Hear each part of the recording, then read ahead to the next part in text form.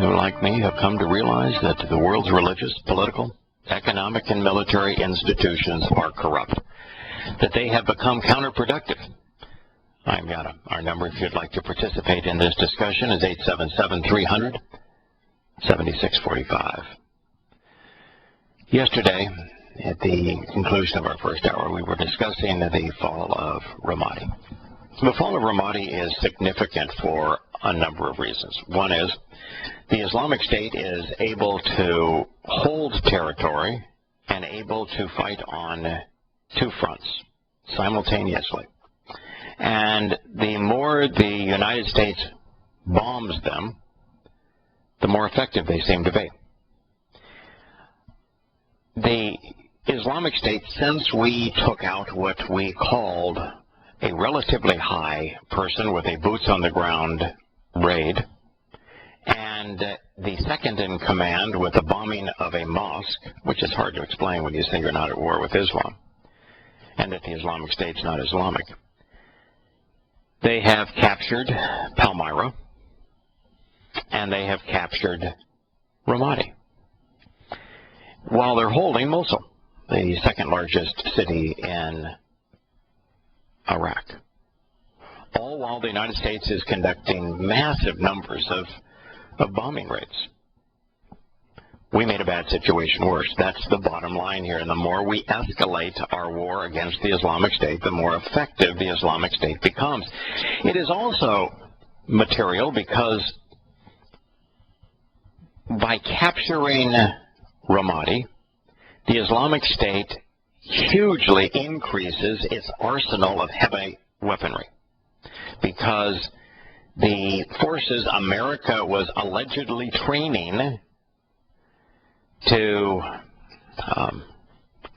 protect Iraq left. And they left all of their war material that America had provided behind. So now the Islamic State is much more heavily armed. It is meaningful because of the fact that it caused another refugee crisis, this time with the Islamic State killing the refugees from behind as they flee, and America's supported militias and government troops with American weapons killing them as they try to immigrate into Baghdad. No matter how you look at it, it's meaningful, but it's especially meaningful recognizing that the only way that there is any chance of recapturing Ramadi is to deal with a devil worse than the Islamic State. That's Iran. It's the Iranian defense minister that is orchestrating the counteroffensive. And all of the troops, no matter if they're government troops or militias, are loyal to Khomeini in Iran. And so America now is relying on, is equipping, is working with a devil worse than the devil that we went in to subdue. You can't win in that kind of a scenario. All you can do is make things worse. And yet, all of the side rhetoric on this is Republicans condemning the Obamanator for allowing this to happen when the Republicans won't accept any of the blame. This occurred because of the stupidity of us invading Iraq in the first place. That was a war that, as it wore on and we realized that we made a bad situation worse when it became obvious. We never accepted that reality, but we did. We made a bad situation much worse in Iraq. That we caused this problem by sending our troops in through shock and awe and then through ground troops. And now the Republicans are saying the only answer is we've got to send ground troops in. Well, we did that. That's what created the Islamic State. The Islamic State in Iraq didn't exist before America sent in ground troops. They were a direct response to our ground troops. And then when we gave the country to the Shias and therefore to Iran, the Iranians, with our weapons, started to pummel the Sunnis. So America provided, through the Awakening program, weapons for the Sunnis. And then as the Sunni militants spread across the border into Syria and began to fight Assad. America provided weapons for the same Sunnis to fight on that side of the border. And now those weapons are being brought to bear against the Shiites in Iraq, because the Shiites in Iraq have been tormenting and torturing and terrorizing the Sunnis, all with American weapons. We made this mess as a direct result of our intervention. And now the Republicans are talking about, well, the solution is we need to go back. Now, there's not a single one of them that says we need to go back and establish democracy in Iraq. Not a single person wants to country build in Iraq. Well, we broke it. We can't fix it. I mean, at least we know that now. Nobody wants to country build. But they want to defeat the Islamic State. Oh, Islamic State bad. Got to defeat them. The only thing Americans seem to understand, it's no longer words. It's no longer evidence. It's no longer reason. You don't want to think through cause and consequence. You don't want to understand past history. No, all we seem to know is we got a shiny new military. Lots of fancy toys. Let them go in and kill them. But how do you kill the Islamic State? How would you do that? What are you you're going to go into Iraq again and take on the Islamic State in Iraq? How are you going to know who's part of the Islamic State and who's not? How are you going to know between the Sunnis that you're allegedly fighting on behalf of and against, and the Shias that you're partnering with? How do you know who's the bigger devil? Who's your enemy? Everyone?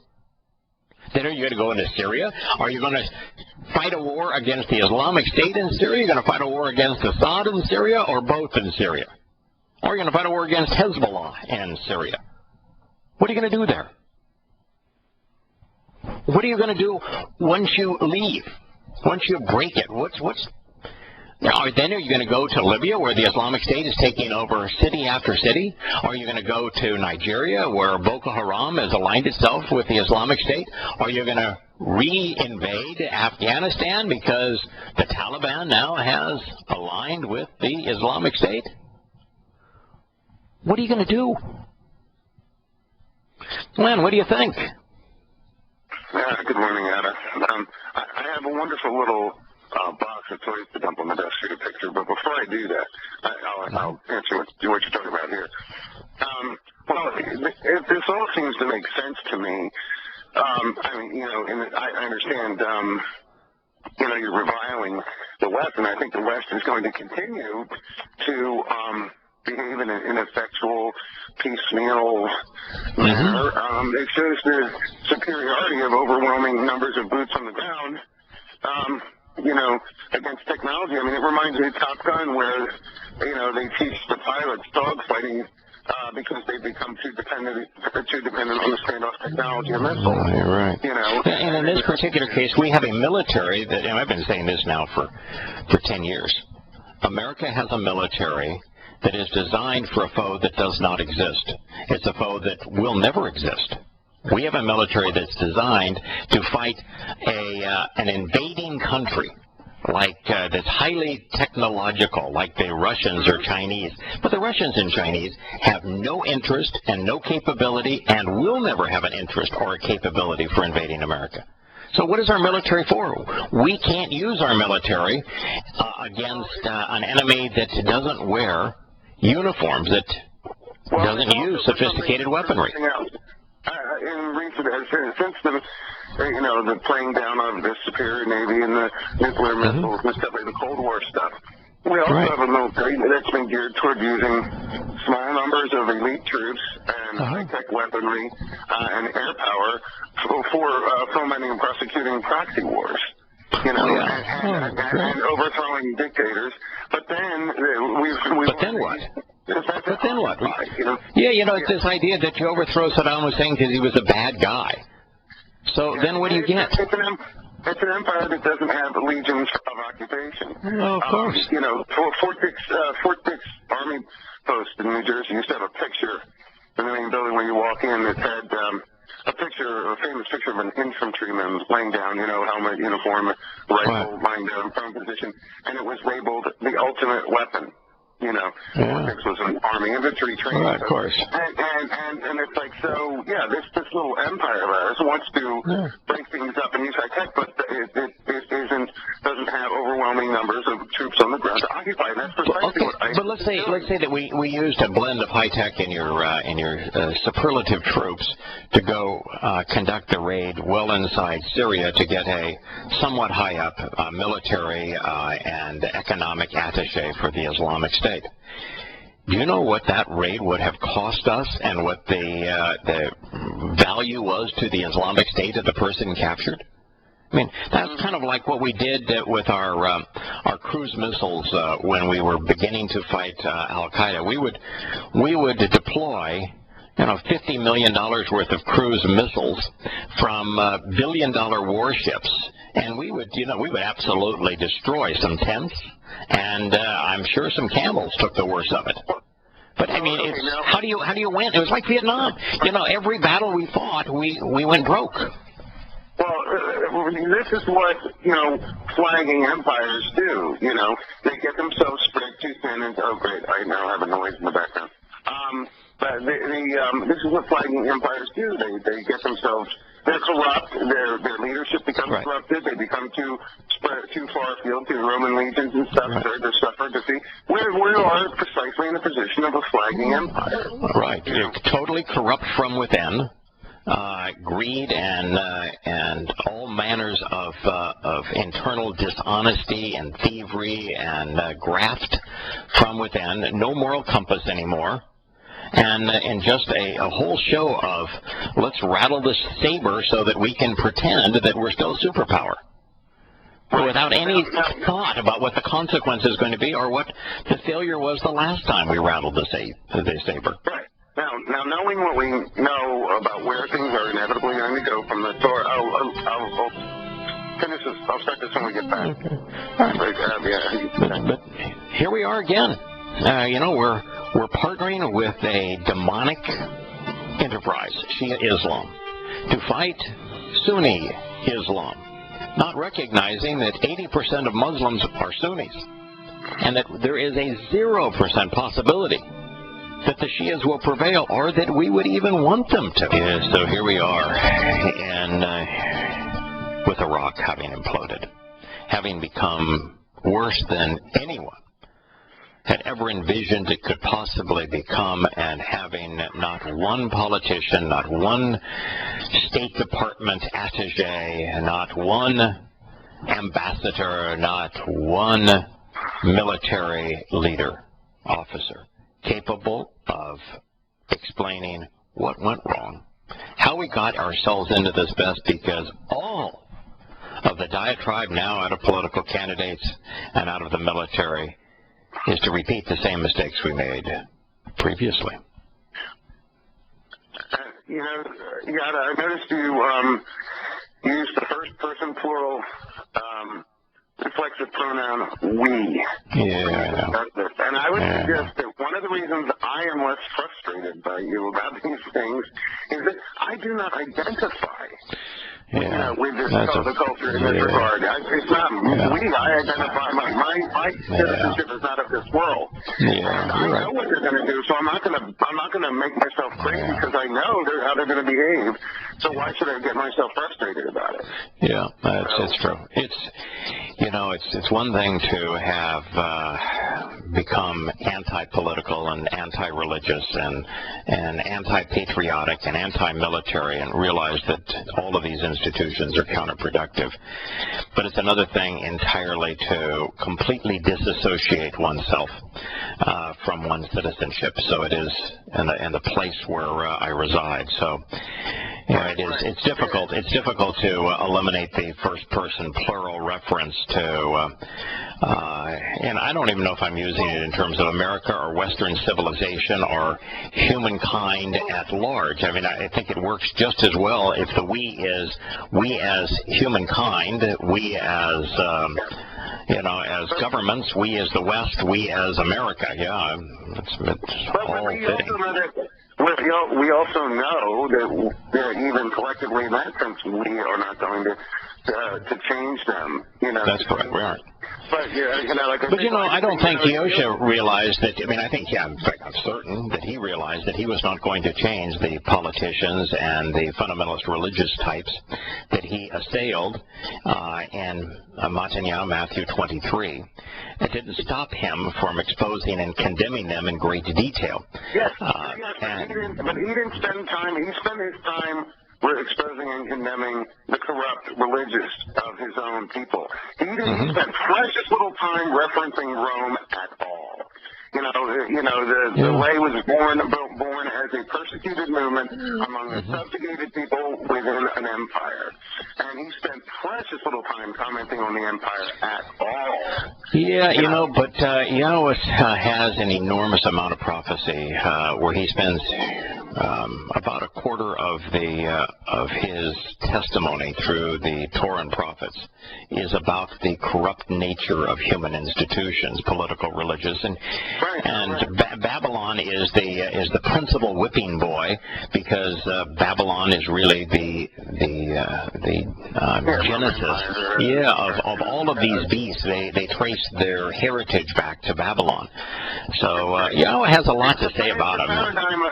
It's the paradigm of corrupt government. Yeah. Right. Absolutely. Yeah. So.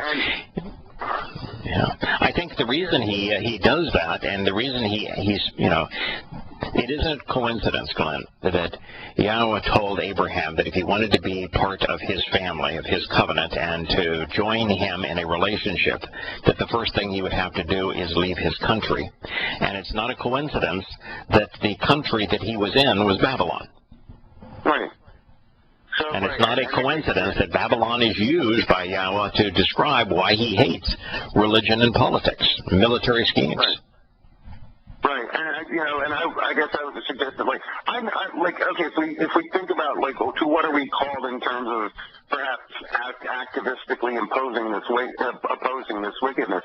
If you look at what really intelligent, really moderate, reasonable, moderate men, people who advocate truth, who pit themselves against this sort of thing, where do they end up? Guys like Ron Paul, guys like Ross Perot, anybody who advocates sanity, moderation, truth, reason, is marginalized, kicked to the curb, vilified, demonized, and possibly even killed.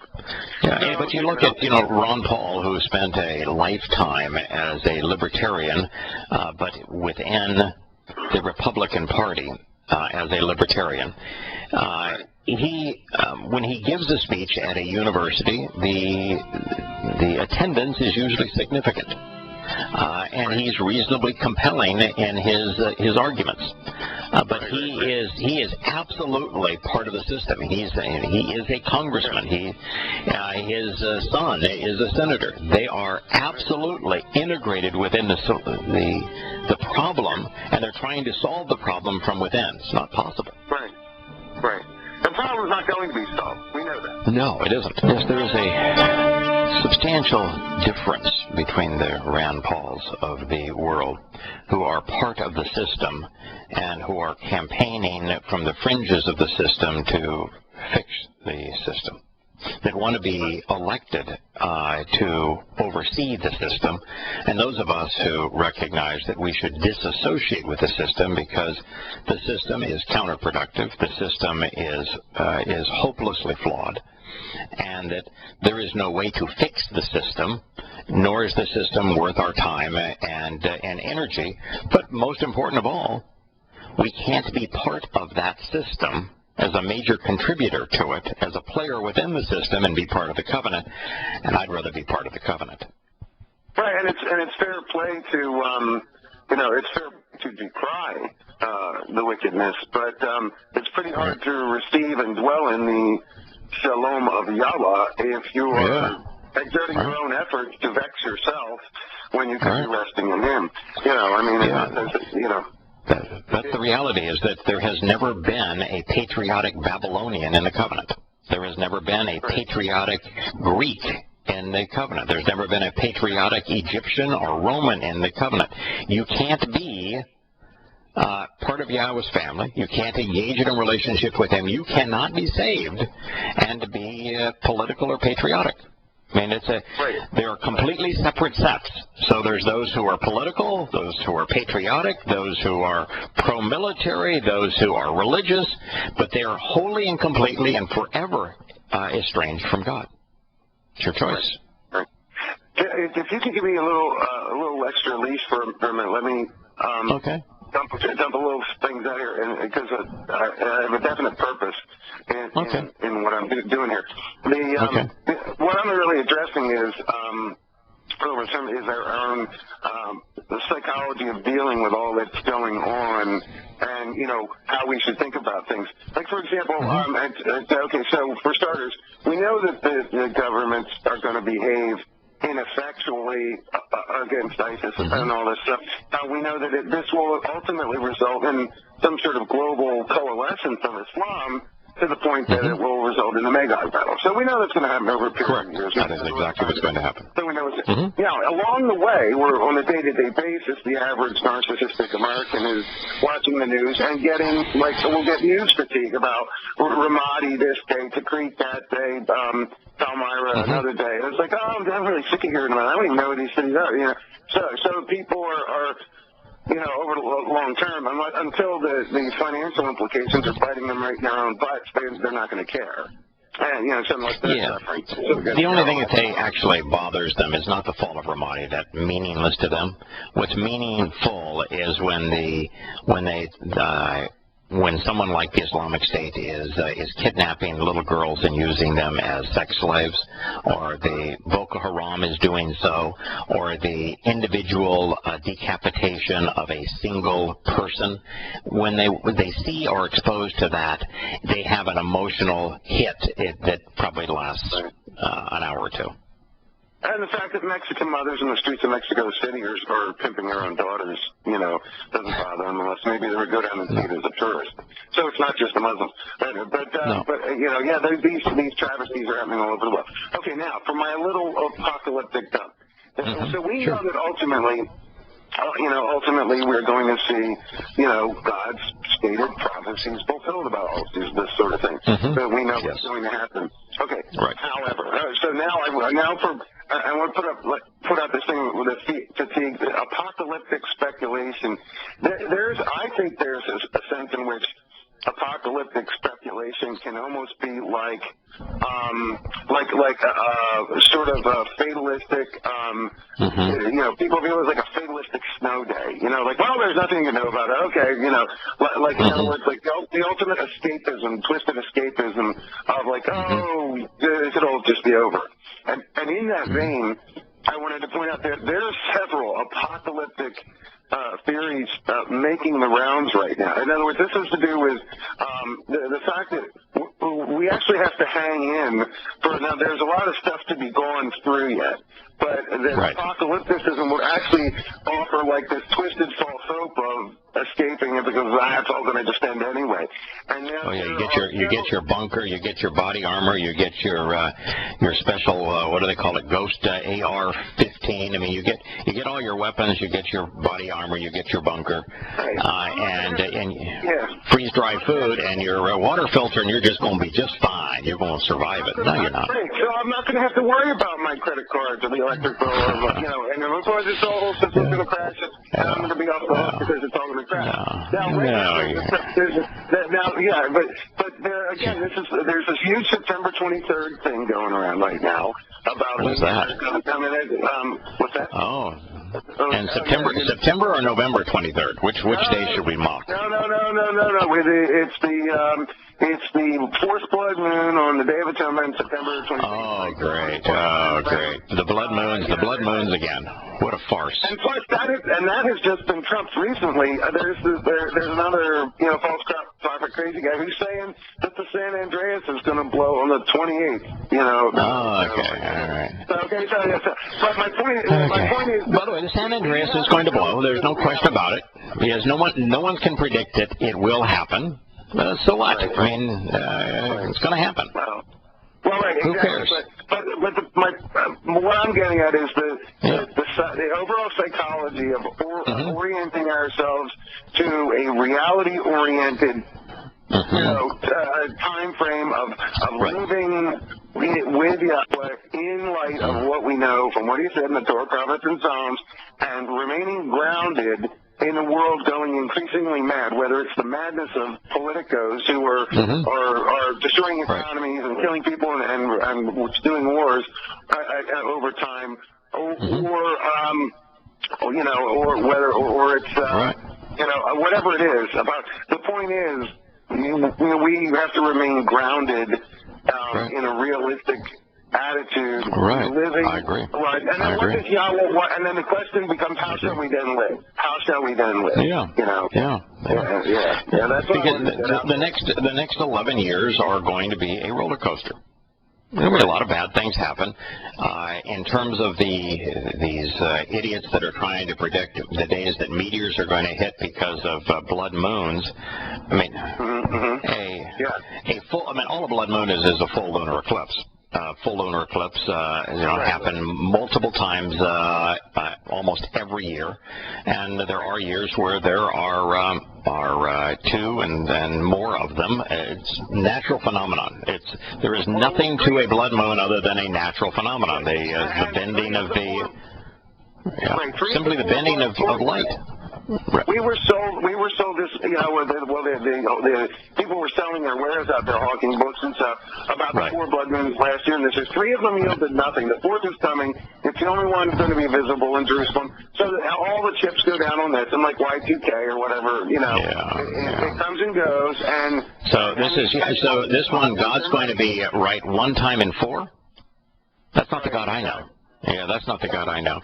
And of course, I did 3 or 4 shows on the Hagee was one of the big promoters of the blood moons, and I did several shows just mocking it. I mean, it was just the most ludicrous presentation in the world. Right. But most of these kinds of things are snake oil. They're verbal snake oil. They're religious snake oil. Listen, you and I know what's going to happen. We don't know the dates that everything is going to happen. There will be an asteroid strike. It's Apophis. It's in the midpoint of the tribulation. I'm not going to be here to see it happen, but it's going to be on April 13 of 2029. It's going to happen. It's not an earth-ending, life-ending event, although it will be catastrophic. We know that.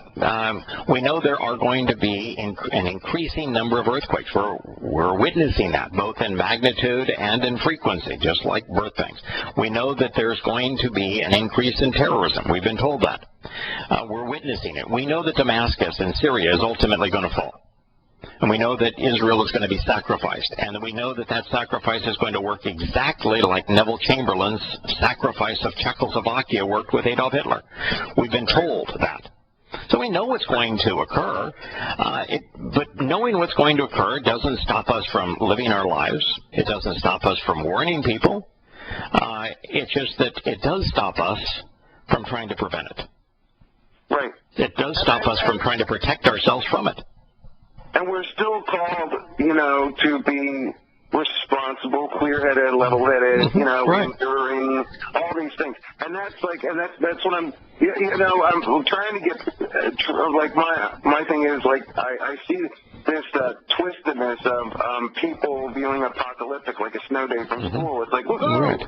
Like the ultimate snow day. I'm off the hook from taking my final because there's a snow day. Woohoo! Right. And it's like the reality is it's so pervasive because it's going to begin with a combination of so many things. It's the militarization of national security forces like we're witnessing in America, the blending together of military like Homeland Security and the U.S. military, where the U.S. military is now via Homeland Security dealing with Americans in terms of its war material and its deprivation of freedoms. And then you're going to see the courts become completely corrupt. And you're going to see all digital control over people, where between your cell phone and your credit card, they're going to know exactly where you are, and they can not only stop you from doing anything, stop your car from running, stop your phone from working, stop your credit card from working, wipe out your bank account, take away your home. Not only can they do all of those things to you, they can actually set you up to make you look like a criminal and then prosecute you on fake charges. You know, we've already lost, and we've lost on so many fronts. It does not matter how many Ghost AR-15s you have. It doesn't matter if you've got body armor for every member of your family 5 layers thick. It doesn't matter how deep you build your bunker. You can't avoid it. There's no solution for this other than the one escape policy that Yahowah provided, which is the covenant. Right. And meanwhile, living, with him too. The only thing harder than getting killed in the Dresden bombing or the Nagasaki bombing or dying in the Holocaust or dying in a famine or plague is surviving those things. Right. We're called to live as though, we are to survive and to live. Right. We're called to live. We're called to survive. Right. I've got a reason to live. It's not only for my family, but it's also for this message. I got a reason to live. I'm happy to be gone and rid of the physical body and empowered and enriched and all of the things that are awaiting us. Happy, looking forward to that. But I've got a lot of reasons to live. The covenant is about family. It's about living. It's about sharing. It's about communicating. It's about caring. And so I think we're about doing what we ought to be doing. I do want to return to the Iraqi situation, the Syrian situation, for a number of reasons. One is that it is such a screw-up. And every aspect of this was not only predictable, we predicted it right here in this program. But the magnitude of the problem now.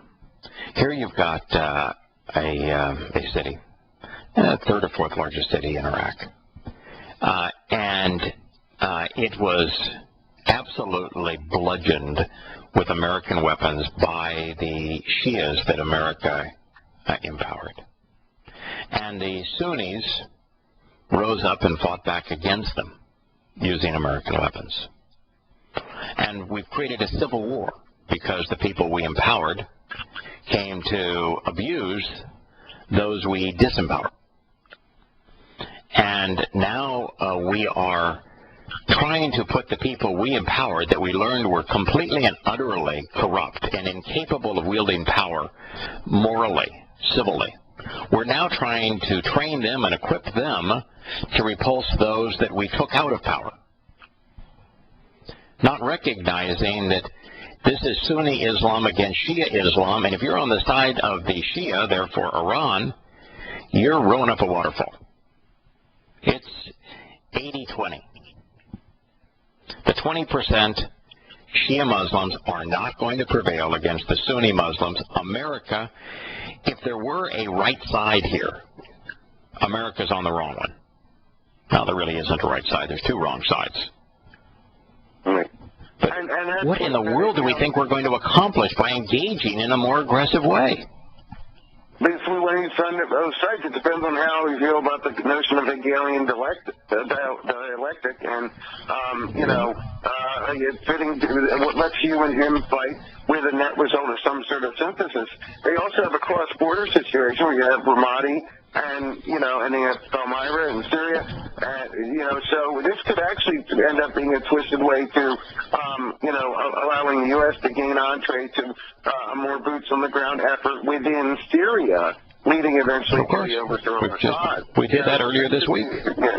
Right, exactly. Yeah. So it's like, we have to go on it gives an excuse to go into Syria on the ground because, it's getting out of hand. Now we've got to go rescue Ramadi and Palmyra. And while we're at it, we may as well go all the way to Assad and take him out. There is no question that the Islamic State is evil. There's no question that Assad is evil.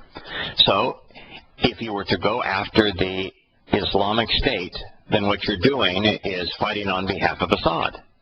If you go after Assad, then you're going after the most effective enemy of the Islamic State while you're going after the Islamic State. You can't do that. If you were to go after Assad and the Islamic State, then what are you going to do? You're going to occupy Syria so that you can keep it from falling into the same kind of anarchy that Iraq fell into. if you are to fight against the Islamic State in Syria, are you empowering the Iranian Shia, which were just vicious to everyone in Iraq, far more vicious, infinitely more vicious than Saddam Hussein ever was? What are you empowering there? I mean, so, yeah, okay, the Islamic State is bad. So, what are you going to replace it with? Well, I think what will ultimately happen is even if the West wanted to displace Assad and put a puppet dictator in, I mean, they're going to have about as much success as they're having in their manipulations in Egypt. It's just going to culturally and demographically blow up in their faces, and eventually you're going to, basically, when its critical mass point is reached and Shia Islam is overwhelmed, you're going into a highly militant Sunni Arabic world, Muslim world. That's going to look at America as the primary enemy, because we intervened on behalf of the losing side, the Shia. And let's just say that America continues to use the Shia militias and to empower them with weapons and to bomb on their behalf. What are we doing to Saudi Arabia? Saudi Arabia is wholly opposed to our position in Iraq. I think eventually, just as the falling apart Roman Empire became weak, and we will be marginalized and kicked to the curb. We will become ineffectual in the whole thing, and because that's why in the Magog battle, that's why we're on the sidelines. That's why the West is. We're already worse than ineffectual.